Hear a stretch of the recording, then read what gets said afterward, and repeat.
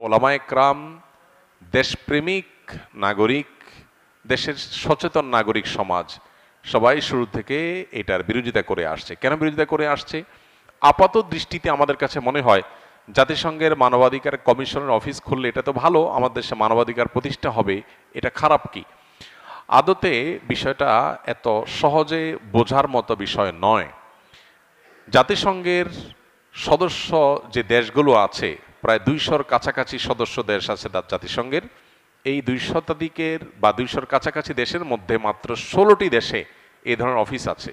এর মধ্যে বেশিরভাগ দেশগুলো আমরা দেখি আফ্রিকাতে, অথবা এমন কোনো অঞ্চলে যেখানে হয় সেখানে যুদ্ধ চলছে, আর না হলে গৃহযুদ্ধ চলমান। এরকম দেশগুলোতে সাধারণত এই অফিসগুলো হয়ে থাকে। সেটা আমাদের দেশে হওয়াটা আমাদের জন্য একরকম অপমানজনক।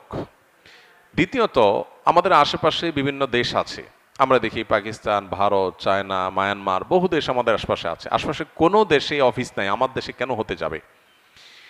সবচেয়ে বড় বিষয় হলো যে জাতিসংঘের মানবাধিকারের যে সংজ্ঞা, সেই সংজ্ঞা কি সার্বজনীন কিনা?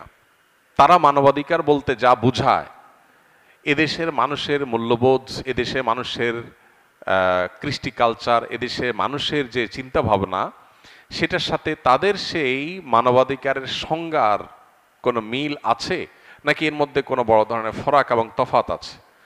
তারা মানবাধিকার বলতে যা বোঝায়, সেটা কি গোটা পৃথিবীতে সব মুসলমানরা, ধর্মপ্রাণ মানুষরা বিশ্বাস করেন, ধারণ করেন, লালন করেন? এর উত্তর হলো না।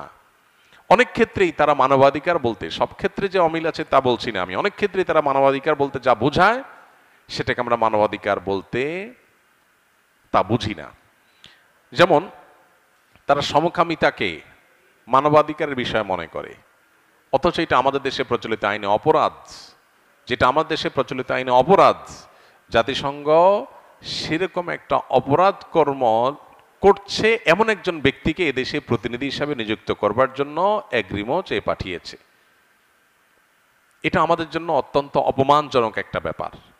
একটা দেশে একটা জিনিস যখন আইনে অপরাধ হিসাবে বিবেচিত আছে, দণ্ডনীয় অপরাধ হিসাবে উল্লেখ করা আছে, সেই বিষয়টা লঙ্ঘন করা হবে অফিসিয়ালি।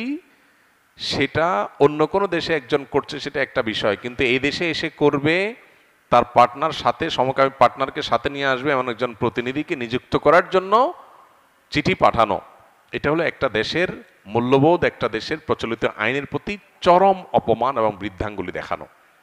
এরকম একটা অপেশাদার কাজ এ ধরনের একটা সংস্থা করতে পারে, সেটা আসলে কল্পনা করা যায় না। এটা একটা বিষয়। আর এই যে অফিস খোলার বিষয়টা, সেটা যেটা বলছিলাম, যে যখন এদেশে গুম খুন হয়েছে, তখন এদেশে জাতিসংঘের এই মানবাধিকার কমিশন কোথায় ছিল? তখন অফিস করার ব্যাপারটা বরং বেশি প্রাসঙ্গিক বলা যেত।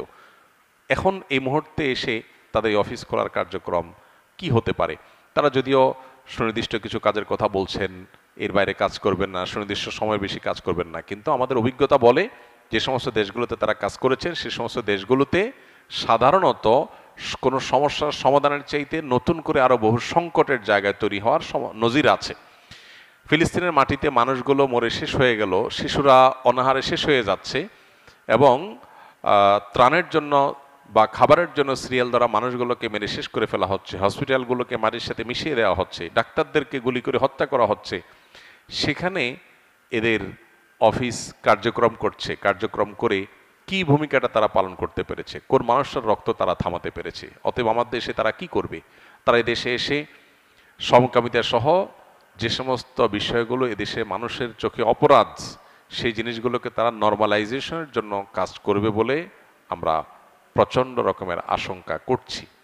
এর বাইরেও এই সমস্ত সংস্থাগুলো পশ্চিমাদের মূল্যবোধকে বিভিন্নভাবে সমাজে প্রতিষ্ঠা করার চেষ্টা করে। অতএব আমরা খাল কেটে এই কুমির আনার পক্ষে কোনো অবস্থাতেই থাকতে পারি না।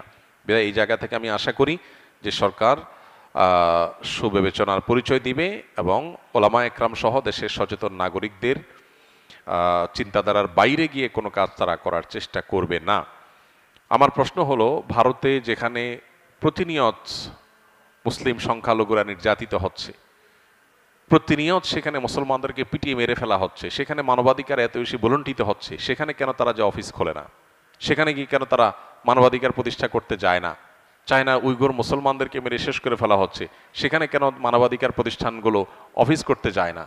আরও এরকম বিভিন্ন জায়গাতে বিভিন্ন প্রতিষ্ঠানে আমরা দেখেছি যে বিভিন্ন বড় বড় দেশে আপনার অনেক অন্যায় হচ্ছে, অবিচার হচ্ছে, সেই জায়গাগুলোতে কেন তারা মানবাধিকার প্রতিষ্ঠান খোলে না বা মানবাধিকার কমিশন অফিস করে না? তো এই বিষয়গুলো আমাদেরকে নতুন করে ভাবতে শেখায় বা ভাবতে উদ্বুদ্ধ করে যে আমাদের দেশে আসলে এই জাতীয় প্রতিষ্ঠানগুলো বিশেষ কোনো এজেন্ডা তারা বাস্তবায়ন করতে আসছে কিনা, বিশেষ করে এনজিও বেজ সরকারের ঘাড়ের উপর সাওয়ার হয়ে তারা কোনো নীল নকশা বাস্তবায়ন করতে যাচ্ছে কিনা।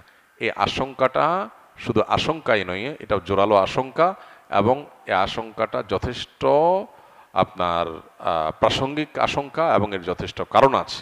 বিধায় এ ব্যাপারে আমার বিশ্বাস যে সরকার সুবিবেচনার পরিচয় দিবে এবং ওলামা একরামের এবং সর্বস্তরের মানুষের উপর আপনার এই বিদেশি এজেন্ডা বাস্তবায়ন করার পথ যাতে কোনোভাবে উন্মোচন না হয় সেদিকটা তারা খেয়াল করবেন। স্বামী স্ত্রী